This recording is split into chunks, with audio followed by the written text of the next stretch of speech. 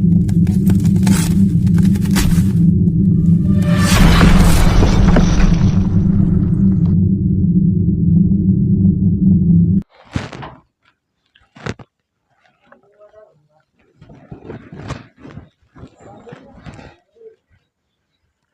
सभी के लिए गुड मॉर्निंग, जय हिंद।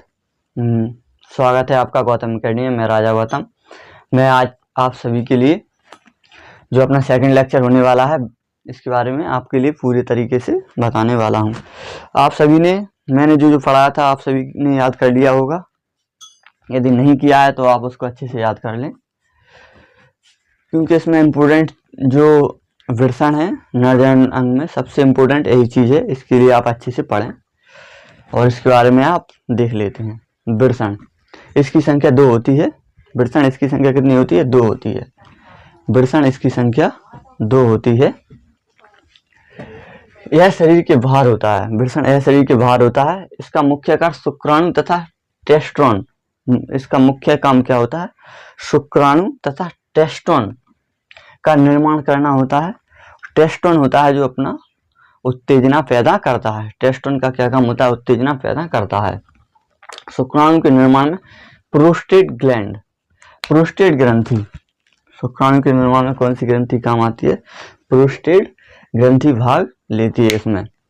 जब भी शुक्राणु का निर्माण होगा, सोचो शुक्राणु अपने जो विर्षण होते हैं उनमें शुक्राणु भरे नहीं रहते हैं, उनमें शुक्राणुओं का तुरंत निर्माण होता है, क्योंकि प्रोस्टेट ग्रंथि उत्तेजन, जब टेस्टोन उत्तेजन की क्रिया चालू होती है उसी दौरान करीबन 5 या 10 मिनट में प्रोस्टेट ग्लैंड या प्रोस्टेट ग्रंथि से तुरंत के तुरंत अपने शुक्राणुओं का निर्माण हो जाता है, जो कि कहाँ होता है? विर्षण में।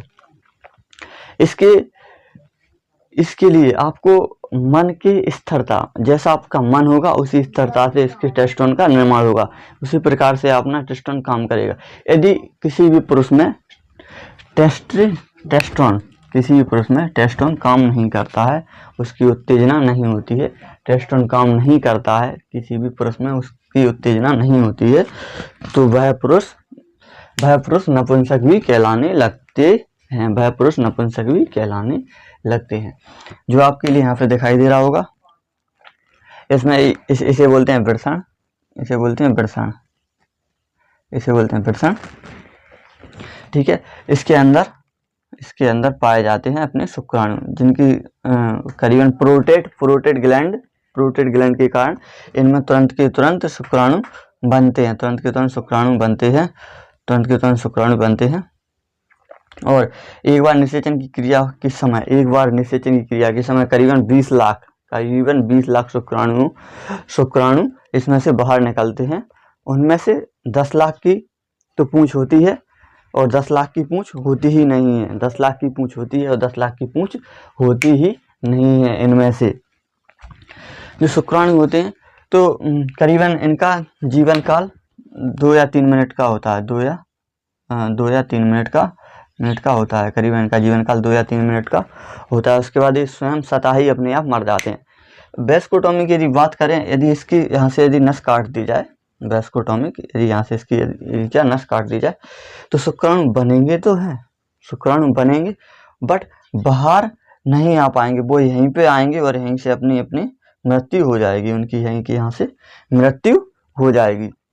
बनेंगे बट बाहर नहीं आएंगे, क्योंकि यहाँ से उनकी क्या नस बंदी हो चुकी है, जिसे बोलते हैं इंग्लिश में वेस्कोटोमी।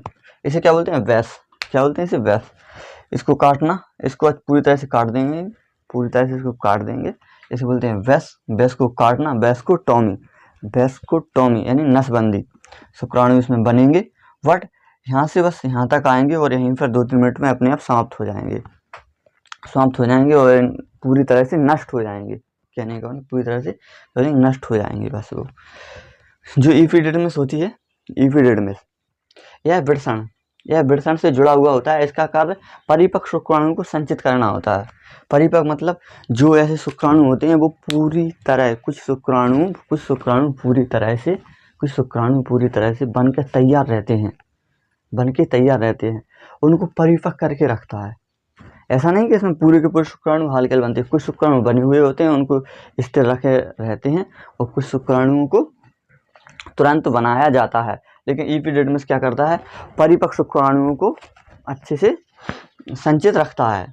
ठीक है, ये शरीर के बाहर इसलिए होते हैं, इस प्रकार से शरीर ऊपर शरीर है, इस प्रकार से शरीर के बाहर होते हैं, क्योंकि उनको बॉडी से 3 डिग्री सेल्सियस तापमान कम की जरूरत में रहते हैं।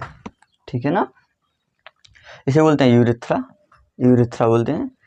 ठीक है, इसे बोलते हैं यूरिथ्रा। यहाँ से इसके माध्यम से यूरिन भी बाहर निकल जाता है।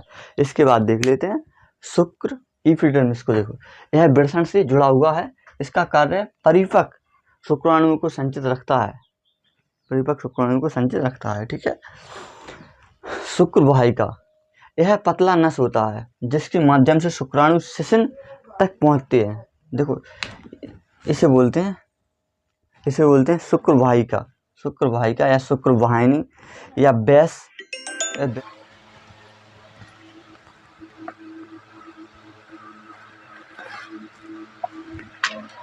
अपनी ये जो बुक है, अपनी ये क्या है, बुक है, अपनी ये खुद की पर्सनल बुक है। यदि आपके नोट्स नहीं बनाने तो आप इस बुक को भी ऑर्डर कर सकते हैं, जो मैं आपके लिए एक कॉन्टैक्ट नंबर दूंगा, उस पर कॉल करके, या हमारी गौतम एकेडमी जो ऐप है उस पर आप जाकर ये बुक भी डाउनलोड कर सकते हैं। इसमें देखो, बड़ा ही सरल और स्पष्ट रूप से, कितना सरल तरीके से इसको पढ़ाया गया है। ठीक है, इसके नोट्स भी मिल जाएंगे आपको। हमारा जो टेलीग्राम चैनल है गौतम एकेडमी, उस पर आपके लिए इसके जो भी पीडीएफ है जो आपके लिए पढ़ाया जाएगा, वो पीडीएफ आपके लिए मिल जाएगी। ठीक है ना, तो इसके बारे में थोड़ा देख लेते हैं। हाँ, शिश्न। ठीक है, शिश्न है, यह शिश्न पुरुषों में पाया जाता है। इसकी लंबाई 5 सेंटीमीटर से अधिक होती है। जो अपना शिश्न होता है, इसकी लंबाई कितनी होती है, 5 सेंटीमीटर से अधिक होती है। ठीक है, इससे भी ज़्यादा होती है। यह शिश्न यूरेथ्रा यानी यूरिन और मूत्रमार्ग और अपना शुक्राणु निकालने में बहुत सहायता कर, मान लो इसी के द्वारा एक क्रियाएं होती हैं। ठीक है ना, इसके बाद देख लेते हैं ग्रंथियां। इसे बोलते हैं प्रोस्टेट, क्या बोलते हैं इसे क्या बोलते हैं, प्रोस्टेट ग्रंथियां और गोबलेट कोशिका। प्रोस्टेट ग्रंथियां और गोबलेट कोशिका। इसको यदि जूम करके देखो तो आपके लिए बहुत अच्छे से दिख जाएगा। थोड़ा क्या है, ये अपने क्या है, शरीर के शुक्राणु का निर्माण करते हैं। ये प्रमुख 2 ग्रंथियां, आपके लिए बस इतना ही याद करना है। इसके बारे में देख लेते हैं आप निषेचन। चलते हैं फिर निषेचन के लिए। देखो, निषेचन में सबसे प्रमुख होता है डीएनए।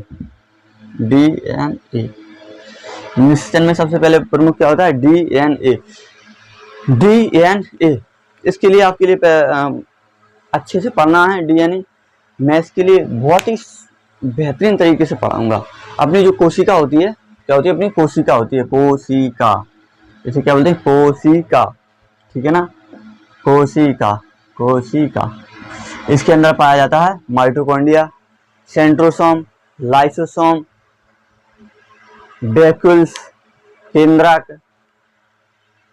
पानी, माइटोकॉन्ड्रिया, क्रेफ्ट चक्र चलता है इसी के अंदर पाया जाता है अपना इसका न्यूरॉन। क्या पाया जाता है, इसका न्यूरॉन पाया जाता है। इसके अंदर क्या पाया जाता है, न्यूरॉन। ठीक है, उसी के अंदर इसके अंदर जो ये भरा हुआ दिखाई दे रहा है आपके लिए, क्या है, जीव द्रव्य। इसके अंदर क्या भरा है, जीव द्रव्य भरा है। इसके अंदर पूरा का पूरा क्या भरा है, जीव द्रव्य भरा है। ठीक है, जीव द्रव्य। इसको यदि खींच के देखा तो एक्स क्रोमोसोम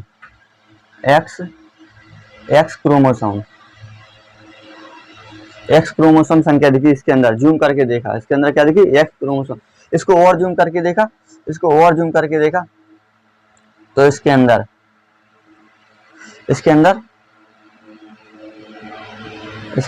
क्या दिखाई दिया, इसके अंदर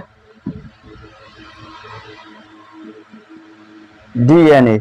इसके अंदर क्या दिखाई दिया, डीएनए। इसके अंदर क्या दिखाई दिया, डीएनए। जो डीएनए होता है, डीऑक्सीराइबो न्यूक्लिक अम्ल। इसके अंदर शरीर की सारी इंफॉर्मेशन पाई जाती है। ऐसे मैं बात करूं थोड़ा एग्जांपल के तौर पे, कोशिका है, जो अपनी कोशिका है, इस कोशिका के अंदर एक खुद का अपना एक न्यूक्लियस है, खुद का एक अपना दिमाग है, खुद का एक अपना ही पूरा का पूरा परिपक्व दिमाग है। इसको पता है यहाँ पे चमड़ा है, यदि ये छिल जाएगा, यदि ये कट जाएगा तो इसको कैसा बनाना है। उसके पास खुद का दिमाग है जो कि डीएनए के अंदर पाया जाता है। कोशिका के अंदर इसका खुद का एक दिमाग है और खुद का एक डीएनए है, जो डीएनए बताता है कि तुमको सिर्फ यहाँ पर ऐसी ही मांस और ऐसा ही खाल बनाना है। कौन बताता है? जो अपना डीएनए के अंदर ये जानकारी पाई जाती है। समझो, अपना नाखून है, उसको पता है कि नाखून को कहाँ निकालना है, ये किसके अंदर पाई जाता है? अपने डीएनए के अंदर ये जानकारी पाई जाती है। डीएनए का मतलब होता है पूरे शरीर की डीएनए। जैसे हम हैं, ठीक है, मैं थोड़ा आपके लिए जैसा दिखाई दे रहा हूँ, ये मेरे माता पिता में जो डीएनए होगा उसी के द्वारा मेरे ही शरीर का निर्माण होगा। वो बोलते नहीं कि पापा पे गया है, मम्मी पे गया है, वो कहाँ से आता है? डीएनए से आता है। कहाँ से आता है? डीएनए से। पहले इसके बारे में आप पूरी अच्छे से जानकारी लो, डीएनए होता क्या है। पूरे शरीर की जानकारी, कितनी? 6 उंगली, 5 उंगली बननी है, कहाँ जानकारी होगी? डीएनए में। 2 आँख, 1 नाक, 2 कान, मुंह, बाल, लड़का है तो दाढ़ी, लड़की है तो दाढ़ी नहीं है। सब पूरा का पूरा किस में पाया जाता है? डीएनए में इसकी पूरी की पूरी जानकारी पाई जाती है। कभी कभी किसी व्यक्ति का क्या होता है? डीएनए गड़बड़ा जाता है, तो उसमें 5 की जगह 6 उंगलियां हो जाती हैं। 5 की जगह क्या होती है? 6 उंगलियां हो जाती है। आपने देखा होगा, देखा है। एक मेरा मित्र है, उसकी भी क्या है? 6 उंगलियां होती हैं, 6 उंगलियां हैं। उसका क्या है? डीएनए गड़बड़ा गया है, ठीक है, उसके न्यूरॉन ने उसको सही डीएनए नहीं दिया, तो इसके लिए उसको 5 की जगह 6 उंगलियां हो गई उसकी, ठीक है ना। इसके बारे में और देख लेते हैं। डीएनए के बारे में आपके लिए फुल पढ़ाऊंगा। डीएनए डीऑक्सीराइबो न्यूक्लिक अम्ल। इसी प्रकार होता है आरएनए। क्या होता है? आरएनए, राइबो न्यूक्लिक अम्ल। आरएनए पाया जाता है, इसे बोलते हैं राइबो न्यूक्लिक अम्ल। ये सिर्फ पुरुष में तो पाया जाता है, ठीक है ना, पुरुष में तो पाया जाता है, लेकिन छोटे छोटे जीव जंतु जो एक कोश के होते हैं उनमें पाया जाता है। इसका स्ट्रक्चर कुछ ऐसा होता है। यदि आप इसके लिए ऐसा कर देंगे तो डीएनए हो जाएगा। इसके लिए सिर्फ ऐसा मिटा दो तो आरएनए हो जाएगा। एक कोश के जीवों के अंदर पाए जाते हैं जो अपने नंगी आंखों से नहीं देख सकते, ठीक है। इनके लिए सूक्ष्मदर्शी का उपयोग किया जाता है, जो आरएनए पाया जाता है उनमें देखने के लिए। डीएनए होता है जो कि अधिकतर पूरी जानकारी इसी के पास होती है, डीएनए के पास, ठीक है। कैसा शरीर बनना है? एक किडनी, एक गुर्दा, हृदय, लंग्स, फेफड़े, आँख, नाक, कान, बाल, पूरी की पूरी जानकारी किसके अंदर होती है?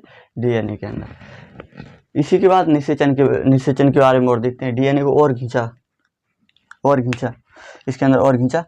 पुरुषों के डीएनए के अंदर क्या पाया था? XY, और महिलाओं क्या पाया था? XX, ठीक है। महिलाओं का क्या पाया था? XX। पुरुषों में कितना पाया था? XY पुरुष, ठीक है। महिला, ठीक है। इनके बारे में अपन और डिटेल से पढ़ने वाले हैं। इनके बारे में सबसे इम्पोर्टेंट चीज़ है आपके लिए क्रोमोसोम। इसे क्या बोलते हैं? क्रोमोसोम। कोशिका के अंदर क्या पाया जाता है? न्यूक्लियस के खुद का एक दिमाग होता है। जैसे मान लो खुद का एक दिमाग होता है, उसके पास क्या पाया जाता है? डीएनए के पास पूरी की पूरी इन्फॉर्मेशन होती है। इसे क्या बोलते हैं? क्रोमोसोम को और खींच कर देखा तो क्या निकला उसके अंदर? डीएनए को और खींच कर देखा तो उसके अंदर क्या होता है? आरएनए। इसके अंदर इसी प्रकार प्रोटीन का सबका निर्माण होता है। डीएनए ही आपकी निषेचन क्रिया में सबसे ज़्यादा इंपोर्टेंट भाग लेता है, ठीक है ना। इगुमनज, जाइगोट, भ्रूण, पूरा का पूरा प्रक्रिया इसी के द्वारा बनती है। जब ये डीएनए होता है, एक किस में पाया जाता है? अपने के अंदर जो होते हैं शुक्राणु क्या पाया जाता है? डीएनए। शुक्राणु क्या होते हैं? जो शुक्राणु होते हैं, एक जो पूंछ नहीं होती, शुक्राणु, इसके अंदर क्या पाया जाता है? डीएनए। पूरी की पूरी इन्फॉर्मेशन होती है जो माता पिता के द्वारा अपने जो आने वाले बच्चे में शिशु में, जो कि जिसे हम भ्रूण बोलते हैं, जब तक कि बच्चा पेट से बाहर ना निकले उसे क्या बोलते हैं? भ्रूण बोलते हैं। जो डीएनए होता है ये पूरा का पूरा कहाँ पाया जाता है? अपने शुक्राणु में पाया जाता है। इसकी पूरी की पूरी जानकारी होती है। इसके बारे में अपन आगे चर्चा करेंगे। मिलते हैं फिर।